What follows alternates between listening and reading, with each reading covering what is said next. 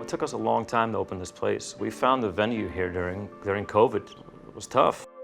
My partners and I really believed in this project, and we believed in the potential.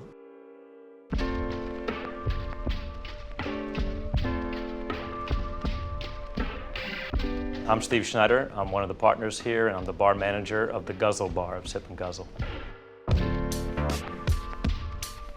So it started a very long time ago with Shingo, Gokan, and myself. Now, Shingo is the gentleman who oversees the Sip program and is kind of the founder of the brand. Back in 1860, Japanese people sent 77 samurai to New York, and they stayed on Broadway near where Jerry Thomas is working. Now, Jerry Thomas, he wrote the first cocktail book in 1862. And in that book, there's a Japanese cocktail.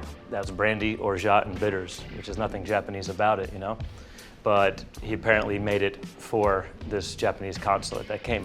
And that's kind of like where the real story ends. And then the made-up story now is, what if a couple of those samurai took a liking to this new American New York style of bartending and took it back to Japan with them? In 2019, we were having lunch at my restaurant in Hoboken, and Shingo, he's like, I want to bring the SG Club to New York. Now, the SG Club was the original bar in Tokyo. SG stands for Sip and Guzzle. So the samurai, you know, they learned from the Americans, they went to Tokyo, opened up the SG Club, came back here to New York to open a bar with the Americans that they were inspired by. That's our whole concept. So he wanted to do it. He told me to run the Guzzle bar, make it my own, make it more of a New York style bar, and he'll do his thing down there at Sip. So downstairs is you're drinking amongst the samurai, and then upstairs you're fighting through the bustling docks of New York City. Up here at Guzzle, we have what we call comfort drinks. So basically classics, rips on classics, you know. It's basically drinks you know with flavors you love. That could be executed at a high volume, that are tasty, delicious, and you know what you're getting. At its core, it's something that when you read the name of the drink, you kind of get an idea of what it's supposed to be. This is my style of drink making. I remember we were sitting at a table and it was just throwing out a classic with a North American comfort flavor, you know. Strawberry Negroni, you know, yuzu margarita, cold brew martini, things you know. Porn star mojito, right? It's a porn star martini and mojito smashed together. Things you know what they're gonna taste like, but you still get them because you crave these flavors. So you'll come up here, you'll have a couple of these, or a couple highballs, you know, easy stuff, cold beer, you know, great wine. And then you go downstairs and you get a bit more adventurous. So again, you pop in, you have an aperitif with me, you go downstairs, you have some food and drinks with Shingo and his team, and then you come up and maybe have a digestif for a highball or a shot or something on the way out. It's kind of an all-encompassing sort of night out, I think.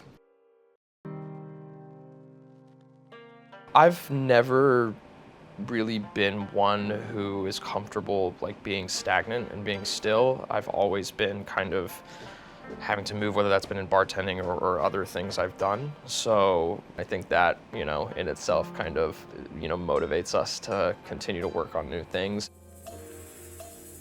My name's Ben Yabro. I'm the head bartender down at Sip here at Sip and Guzzle. I have worked with Shingo Gokan. I started working with him in 2015 at a bar in Atlanta, and I had left that company and I was actually working in Hawaii. And then in 2019, he called me telling me he was opening a bar with Steve Schneider in New York. It was kind of a no-brainer to work with those two names. So I packed my bags and a few weeks later was in Tokyo working at the SG Club, and then moved here. I've been working on this project for about 5 years till it opened. The real difference between, I think, the spaces of Guzzle upstairs and then Sip down here, it's the way I like to say it is Sip is a great cocktail bar and Guzzle is a great bar that serves great cocktails. So when you think of that kind of more traditional cocktail bar setting where 25 seats, seating room only, the drinks are a little bit more prep intensive, the experience and the product might be a little bit more elevated. With the cocktail menu downstairs, we're really kind of approaching things from more of a conceptual approach and like really focusing on flavors. The tomato tree, it's been our most popular since day one. It's, I think, a really great showcase of what we do down here at Sip. The concept of the drink is that each ingredient is going to represent a different part of the tree. So we have tomato for the fruits, and then we have dill and basil for the leaves. There's elderflower for the flower, and then we use mastia for the sap. Another one of our more popular ones is called Dirty Mango, and it is loosely based on a dirty martini. It takes a lot more kind of R&D. It takes a lot more time to develop the drinks down here. There's not really a single drink on our menu that takes less than, probably 6 hours to make. Some of our drinks take, up to 3 days to make. So almost all of our drinks are batched ahead of time. Given that we're using more of Japanese techniques down here, that's not really built for speed. In the States, people want their drinks very quickly. So most of the labor goes into before the shift.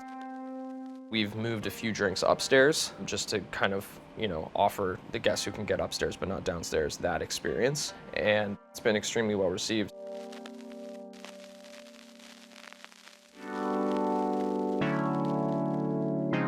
The kind of recognition we've had so far in our first year has been more than I ever thought. This year on North America's 50 Best Bars, we were ranked number 5. So that's something that was really special. There's always the conversations about Steve and I, where do we think we're gonna be? Where we said we'd be happy being was very far below number 5. There are so many incredible bars in the West Village, let alone on the continent. So yeah, we're humbled and grateful. What do I hope for the future here?